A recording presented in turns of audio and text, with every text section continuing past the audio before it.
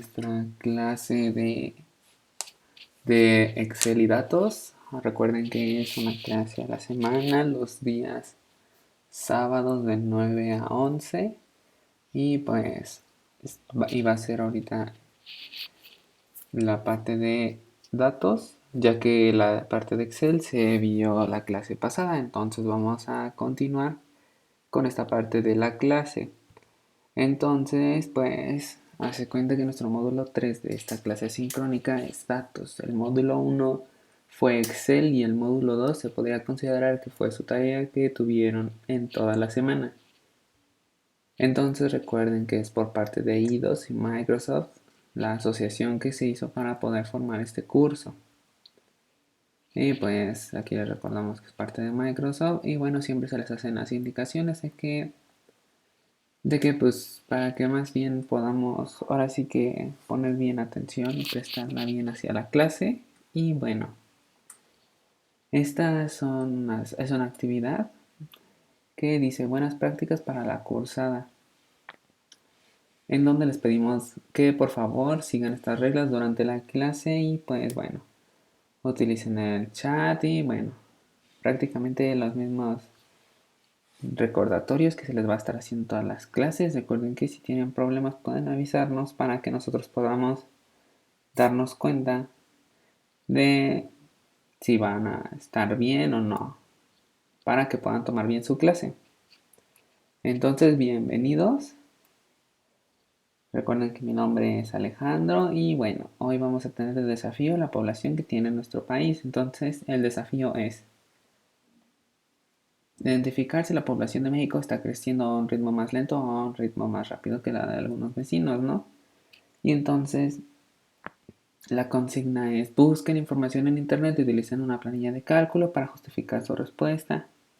Y pues lo grafiquen, ¿no? O sea, prácticamente esta es una actividad en donde nosotros vamos a irnos a buscar población en México.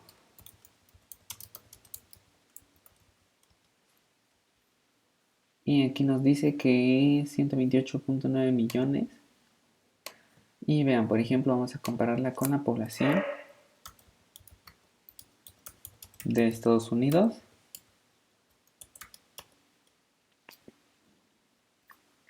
Y aquí tenemos esa población y por ejemplo comparémoslos también con la población de Canadá.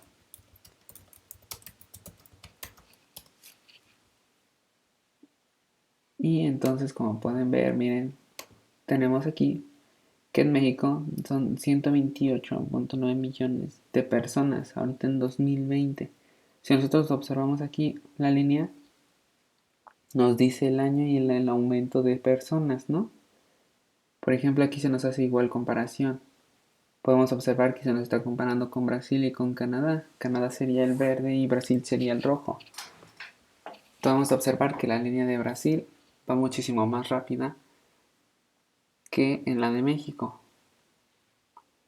Observen cómo en 2018 Brasil tenía 209.5 millones de habitantes y México tenía 126.2 millones en 2018.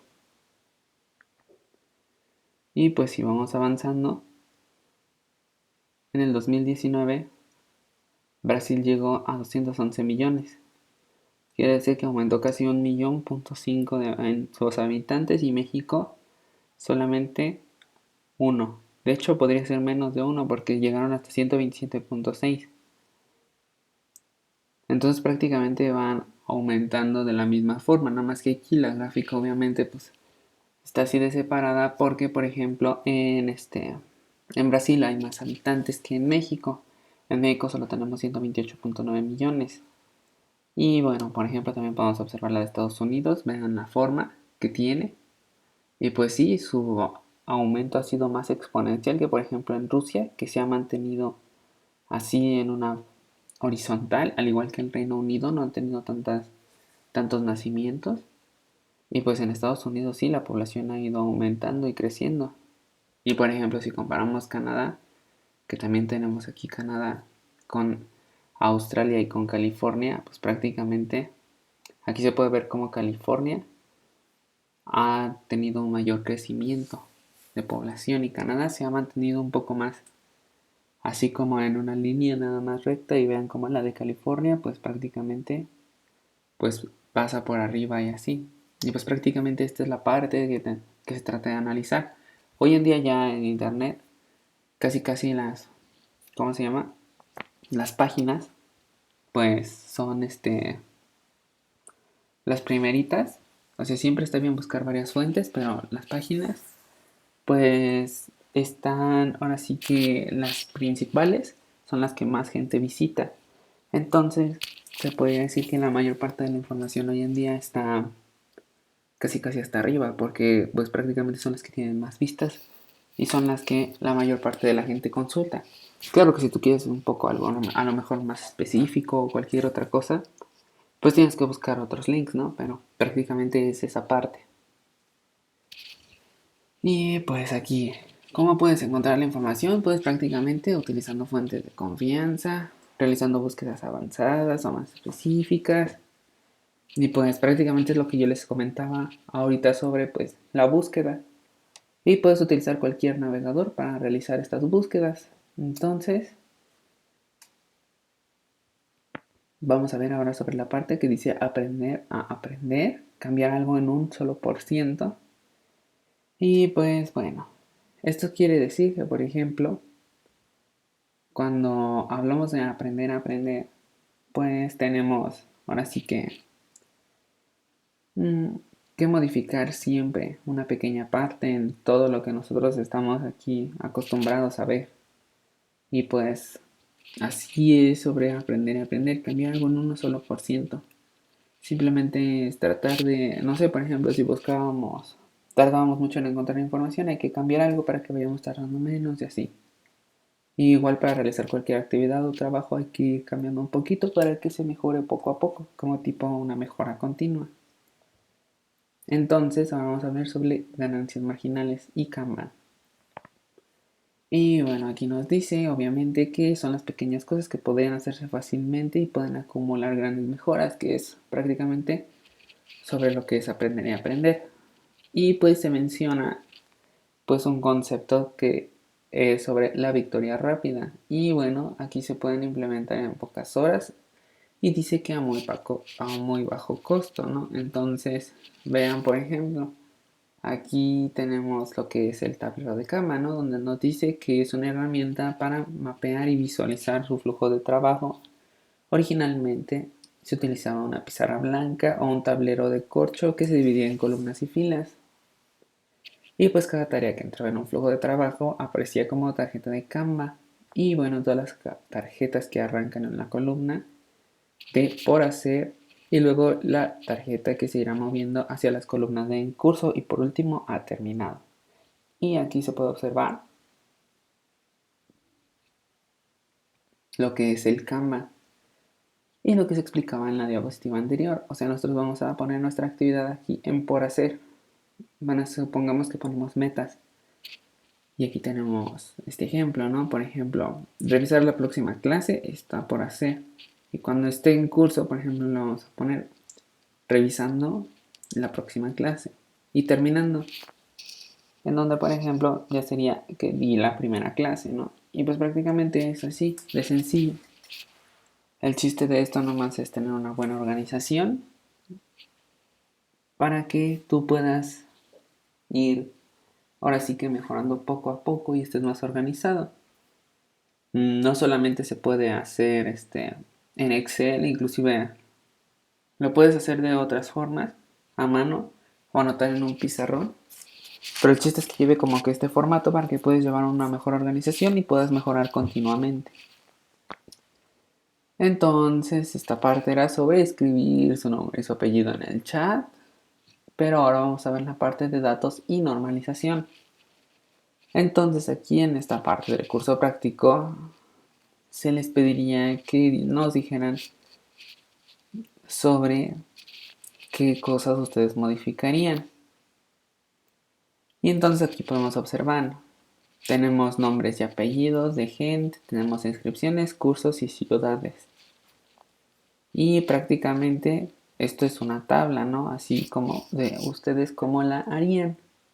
Tenemos las fechas, vean cómo están colocadas. Aquí esta parte del curso. Y bueno, aquí un ejemplo, por ejemplo, sería en los nombres y apellidos o se ponen todos empezando por el nombre o se ponen todos empezando por el apellido. La inscripción o se pone de esta forma la fecha o se pone de esta otra forma. No se pueden escribir que a principios de mayo, tiene que ser exacto.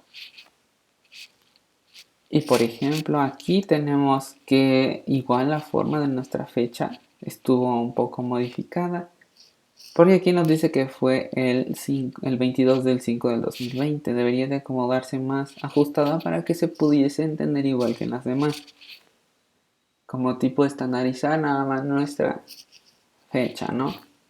También tenemos nuestra parte de el curso.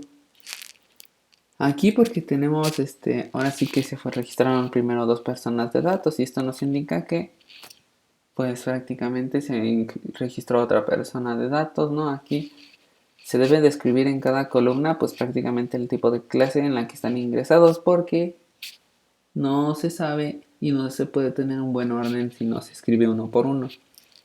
Y aquí en la otra, en esta parte donde dice la ciudad, por ejemplo Montevideo, Quito, Lima, Córdoba en Argentina, pues aquí conviene poner esta parte está bien, ¿no? Porque son de Montevideo, supongamos. Pero debería de estar centrada para que no quede nada más como que viendo aquí abajo. O si no, de igual forma se tiene que subdividir y ponerse Montevideo en cada una de ellas. Y de igual forma, por ejemplo, en la parte de abajo que dice Córdoba, Argentina, o se pone Córdoba o se pone, por ejemplo, el país. Ya que te indica nada más la ciudad, entonces prácticamente nada más sería Córdoba, ¿no? Y vean, aquí tenemos de igual forma los apellidos, los nombres, inscripciones y los cursos, otra vez las ciudades y los países. Y aquí de esta forma igual podemos observar cómo las inscripciones están mal. Hay que acomodarse nada más de una sola forma. Y de igual manera, por ejemplo, los nombres y los apellidos también tenemos por aquí. Que por ejemplo Marcos Juan está en nombre y en apellido tenemos Martín Gómez. O sea que prácticamente está... Hay que checarlo, ¿no? Entonces, a ver, continuando ahora con otra gráfica, vamos a ver sobre el normalizado de datos.